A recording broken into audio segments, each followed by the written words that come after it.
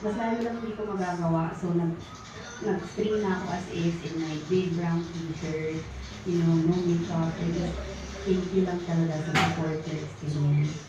Alam, hindi naman kailangan makeup. Hindi, meron akong isi-share lang din sa mga kapamilya viewers natin. I love hearing yung story mo na nung nag-trending ka, nag-top trending ka, na talagang halos papanik at hanap kailangan mo ikalma yung sarili mo. Alam niyo po, si Jenica Garcia po, di ba?